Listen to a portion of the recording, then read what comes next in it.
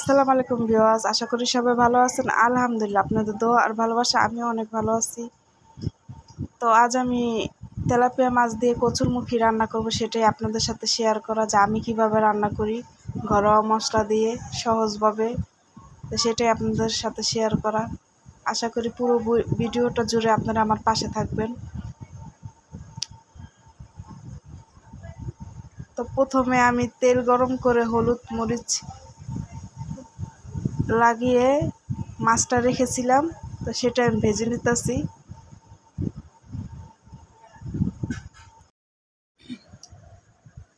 তো মাছটা আমি ভেজে নিতেছি, লাল লাল করে ভেজে নিব মাছটা, কারণ লাল লাল করে ভাজলে মাছটা অনেক ভালো লাগে খেতে, তাই লাল লাল করে ভেজেই নিব।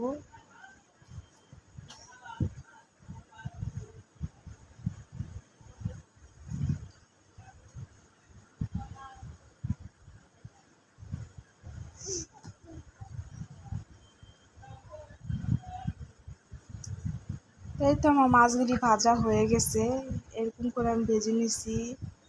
তো মাছগুলি আমার ভাজা হয়ে গেছে, উল্টি পাল্টি নিছি।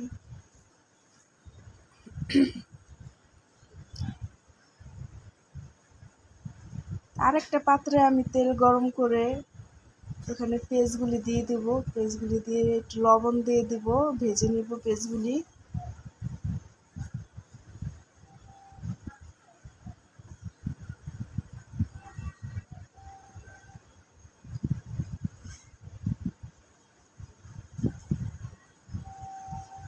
এখন আমি আদা রসুন বাটা দিয়ে দিব, ওইখানে আমি জিরাও বাছছিলাম, একসাথে বেটে নিছিলাম। আদা রসুন জিরা বাটা একসাথে আমি দিয়ে ভেজে নিব।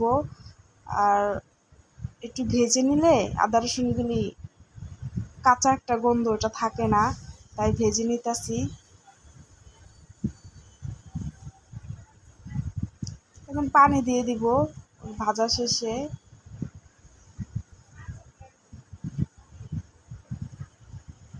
এখন আমি হলুদ মরিচ ধনিয়ার গুঁড়া দিয়ে দিছি, আর লবণ তো আমি আগেই দিছি, তাই লবণ এখন আর দিব না।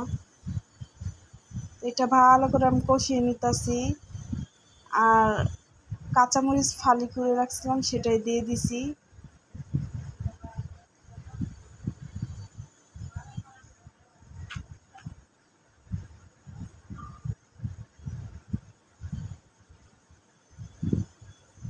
তো ভালো করে আমি কষিয়ে নিতেছি। আরেকটা কথা, আমি ওই যে কচুরমুখীগুলি এগুলি আমি সেদ্ধ করে রাখছিলাম, তো সেদ্ধ করে আমি ছুলে নিছিলাম, তো সেটাই এখন এখানে দিয়ে দিব।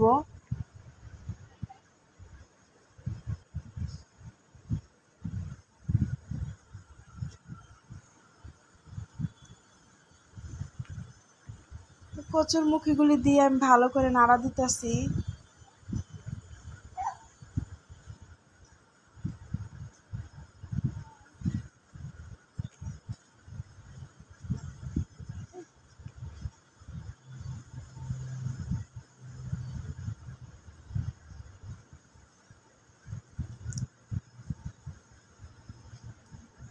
এখানে ভালো করে নাড়া দিয়ে আমি পানি দিয়ে দিব, যেহেতু আমার কচুরমুখীগুলি আগেই সিদ্ধ করা ছিল, তাই আমি এখানে বেশি কষাবো না। ভালো করে নাড়া দিয়ে আমি পানি দিতে, পানিগুলো যার যার পরিমাণ মতন দিয়ে দেবেন।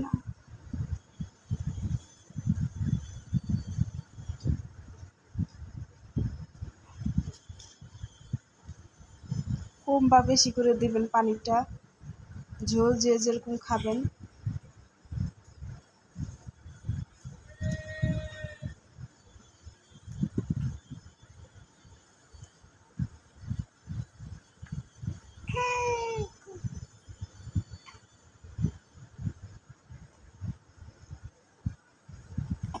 তো কচুরমুখীগুলো বলক এসে পড়ছে, আমি ঢাকনা দিয়ে ঢেকে ধুয়ে দেবো কিছুক্ষণ, আর চুলার জালটা মিডিয়াম করে।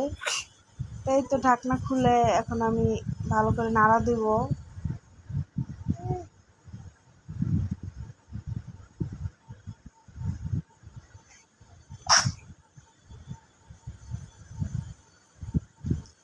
তো ওই মাছগুলি, প্রথমে যেই মাছগুলো আমি ভেজে নিয়েছিলাম তেলাপিয়া মাছ, সেই মাছগুলি এখন আমি কচুরমুখী তরকারিতে দিয়ে দিব।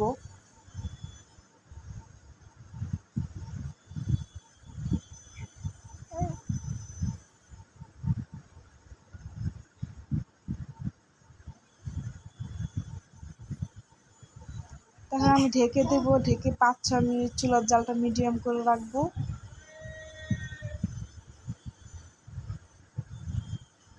এখন ঢাকনাটা খুলে নাড়া দিব। আমার তরকারিটা হয়ে গেছে। তা আমার ভিডিওটি যদি ভালো লাগে সাবস্ক্রাইব, লাইক, শেয়ার করবেন, আমার পাশে থাকবেন। আর পুরাটা ভিডিওটাই দেখবেন, স্কিপ করবেন না। এখন আমি পরিবেশন করব। তো সবাই ভালো থাকবেন। আল্লাহ হাফেজ।